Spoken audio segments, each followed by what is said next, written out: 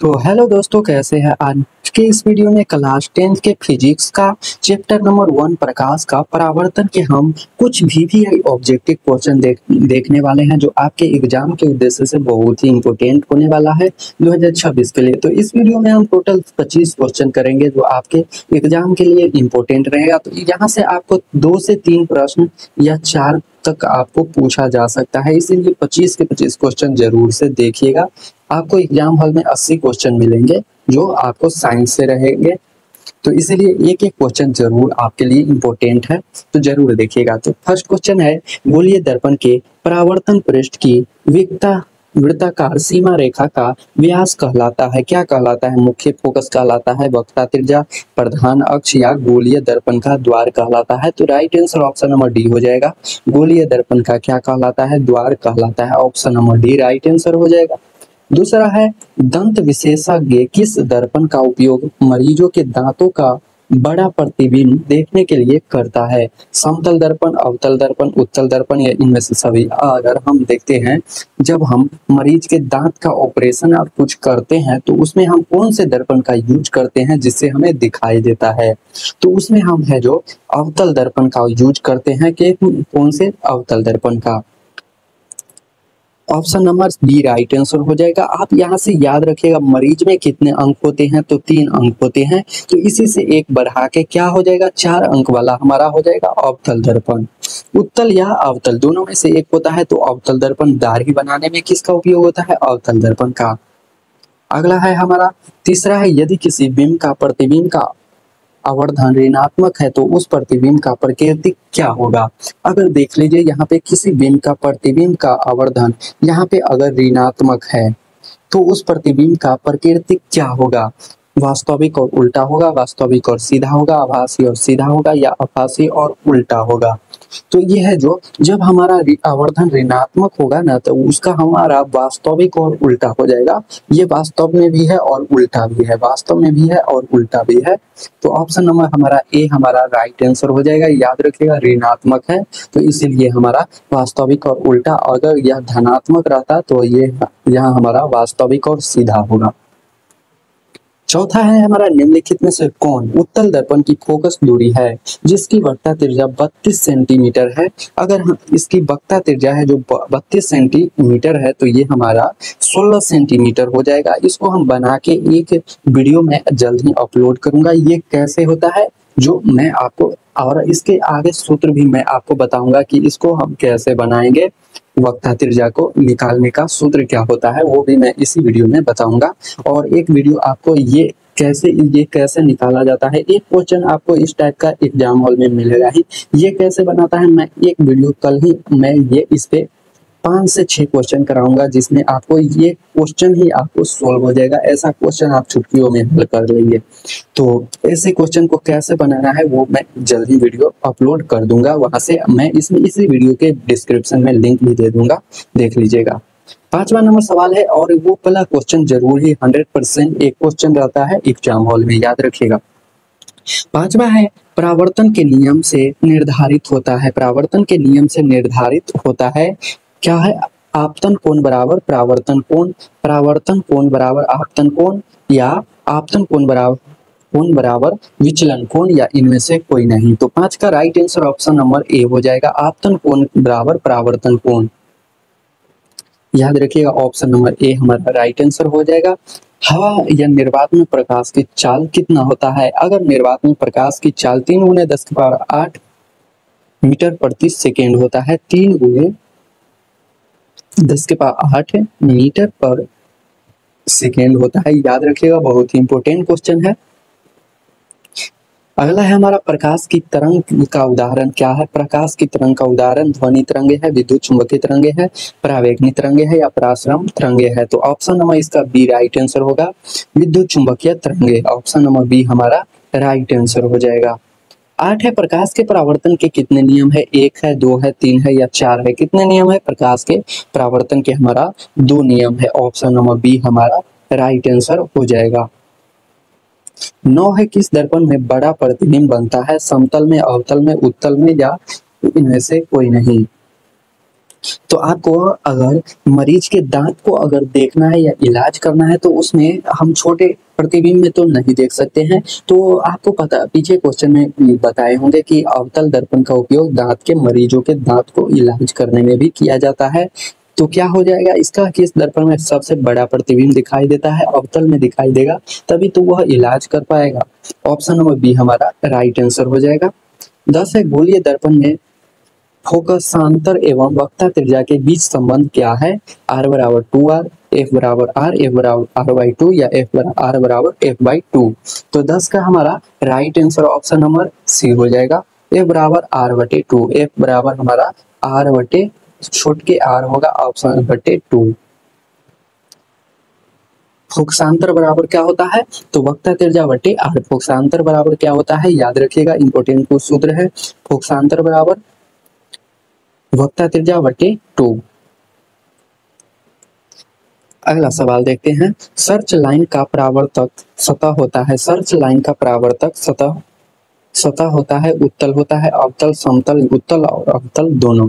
तो इसका right answer अवतल होता है। सर्च लाइन का परावर्तन सतह अवतल होता है, याद रखिएगा, option number B right answer हो जाएगा।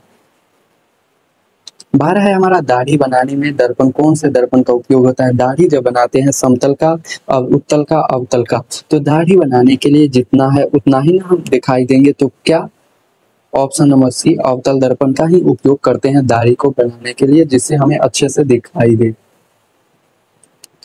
13 है हमारा, दर्पण का सूत्र क्या होता है? दर्पण सूत्र हमसे पूछ रहा है, दर्पण सूत्र क्या होगा? 1/v माइनस 1/u बराबर 1/f होता है। ये है, या ऑप्शन 1/f प्लस 1/u बराबर 1/v, या सी है हमारा 1/f प्लस 1/v बराबर 1/u, और या ये हमारा 1/v प्लस 1/u बराबर 1/f। तो यह ऑप्शन नंबर डी हो जाएगा, 1/v प्लस 1/u बराबर 1/f। याद रखिएगा, इम्पोर्टेंट क्वेश्चन, बहुत ही ज्यादा इम्पोर्टेंट है, दर्पण सूत्र याद रखिएगा।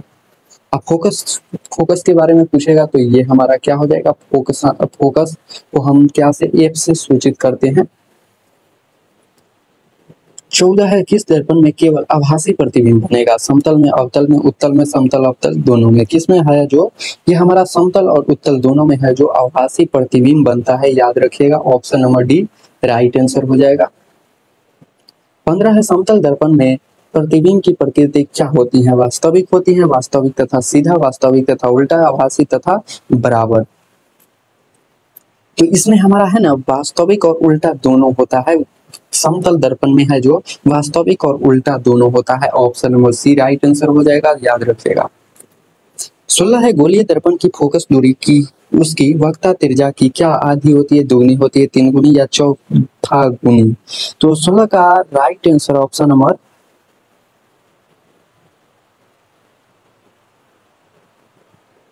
एक। तो यहाँ हमारा 16 का जो राइट आंसर ऑप्शन नंबर